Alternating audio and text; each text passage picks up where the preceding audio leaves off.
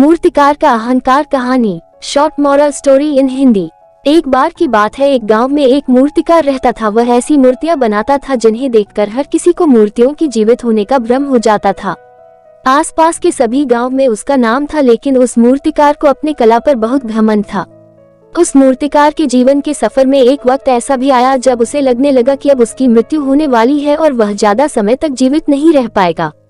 उसे जब लगा कि जल्द ही उसकी मृत्यु होने वाली है तो वह परेशान होने लगा। उसके दिमाग में एक विचार आया और वह यमदूतों को भ्रमित करने के लिए उसने एक योजना बनाई। उसने हूबहू अपने जैसी 10 मूर्तियां बनाई और खुद उन मूर्तियों के बीच जाकर बैठ गया। यमदूत जब उन्हें लेने आए तो एक जैसी 11 आकृतियों को देखकर दंग रह गए। वह पहचान नहीं पा रहे थे कि उस मूर्तियों में से असली मनुष्य कौन है। वो सोचने लगे कि अब क्या किया जाए। अगर मूर्तिकार के प्राण नहीं ले जा सके तो सृष्टि का नियम टूट जाएगा और सत्य परखने के लिए मूर्तियों को तोड़ा गया तो कला का अपमान हो जाएगा। अचानक यमदूत को मानव स्वभाव के सबसे बड़े दुर्गुण के अहंकार के परखने का विचार आया। उसने मूर्तियों को देखते हुए कहा, कितनी सुंदर मूर्तियां बनी है ना, लेकिन मूर्तियों में एक गलती है। काश मूर्ति बनाने वाला मेरे सामने होता तो मैं उसे बताता मूर्ति बनाने में क्या गलती हुई है। ये सुनकर मूर्तिकार का अहंकार जाग उठा।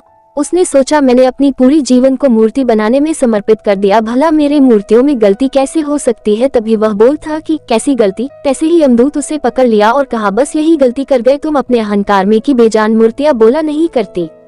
सीखा, इतिहास गवाह है, अहंकार ने हमेशा इंसान को परेशानी और दैक के सिवा कुछ नहीं दिया।